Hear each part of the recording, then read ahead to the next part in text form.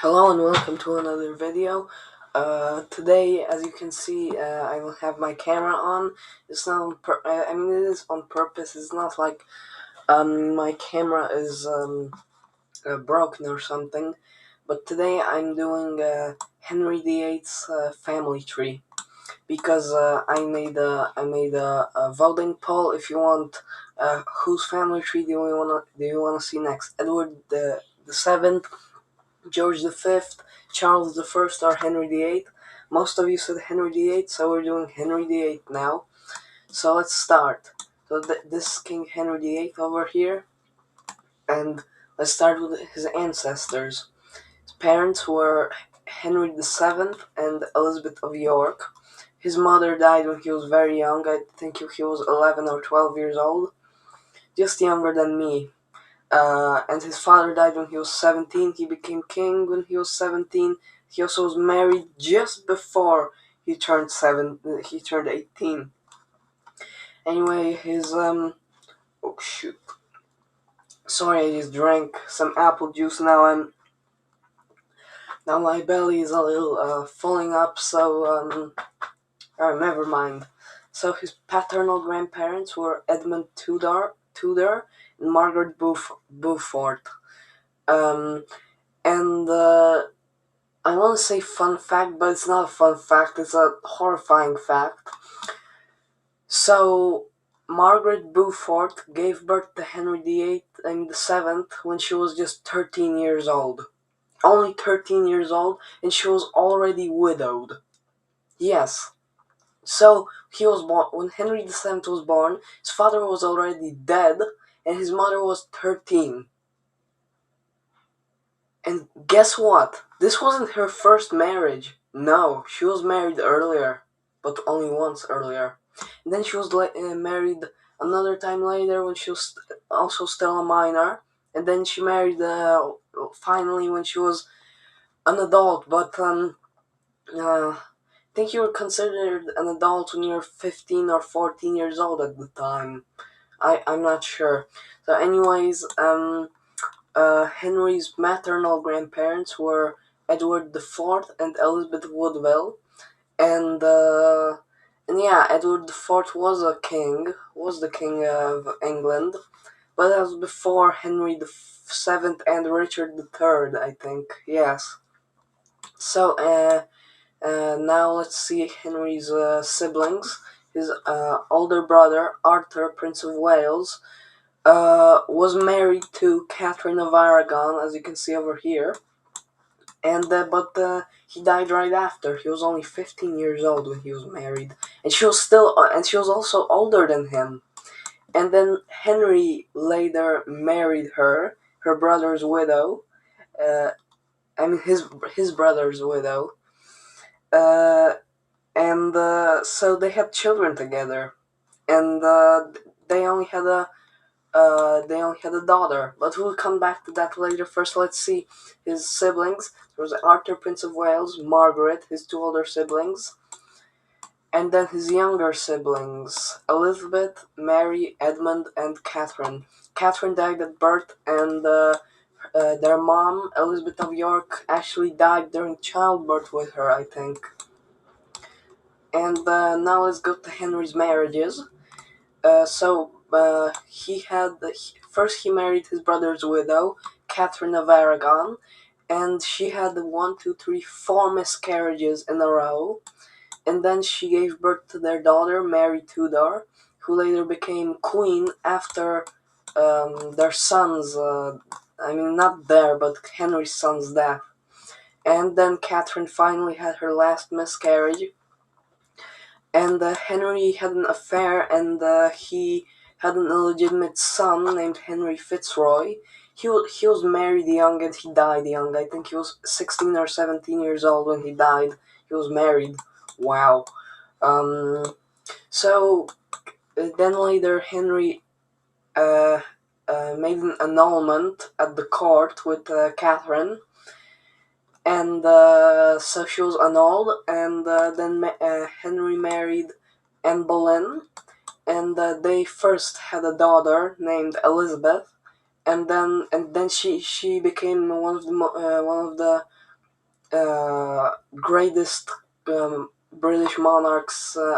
Greatest queens in in English history. I don't really know who was like greater, her or Queen Victoria. I think she was a little greater, and she ended the Tudor dynasty because Henry was like the and gave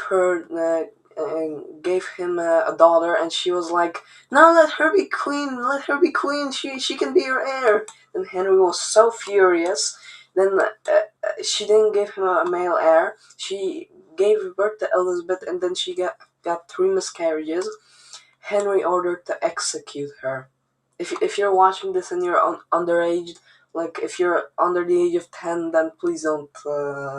Please turn it off immediately because the chopping off will happen again later in the video. Anyway, after Anne was executed, Henry married Jane Seymour, his third wife, and they only had a son named Edward. So, Jane died just a few days after she gave birth to him. Edward was a sickly child. He was sick a lot. He survived most of his sicknesses. After Henry died, Edward became king, known as King Edward VI, and the other Edward, Edward V, died when he was 12. Edward VI died when he was 15, and he wasn't even married yet. You could be married at the age of 15 at the time, not today. Um, so he wasn't married and did not have children because he was only 15 years old. And so that would be Henry and Jane's only child. Then Henry married Anne of Cleves, and when he saw her portrait, he was like, "Wow, this is the most beautiful woman I've ever seen in my life." But then when she arrived, she wasn't as pretty as she was on her portrait, and then Henry married her, but then he divorced her, or annulled, something like that. And so next he married Catherine Howard. She was only 17 years old when they were married, and Henry was 49 years old. So he was 49, she was 17. So he was 32 years older than her. He could be her. He could not be her grandfather. I mean, he could at the time, but he'd be her. He could be her father, and also she was younger than his eldest daughter Mary. So, and then he ordered to execute her when she was only 18 years old. But today she would be considered an adult, but still, she was too young.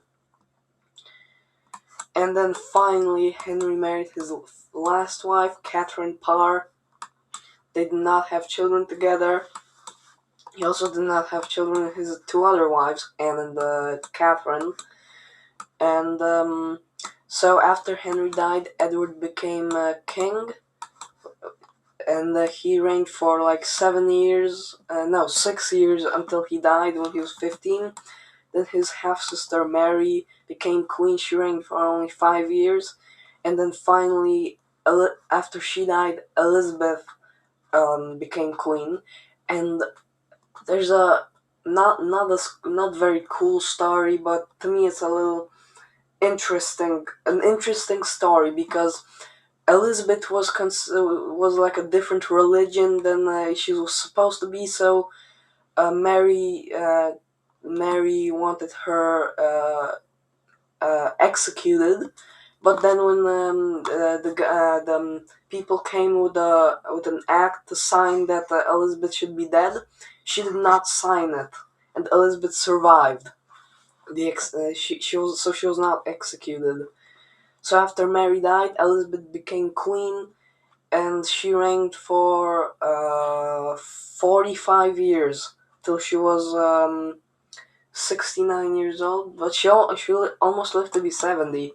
But never mind about that. She was the last. She was the last monarch of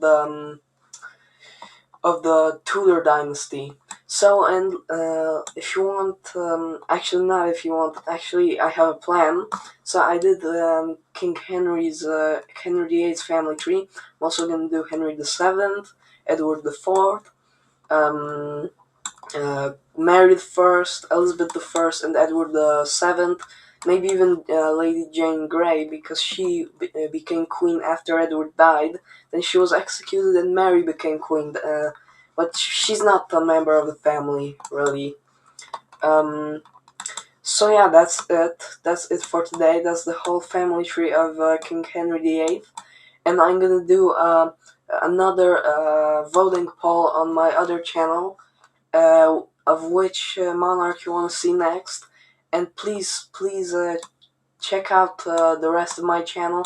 If you enjoyed the video, please like and subscribe. And I'll see you in the next video.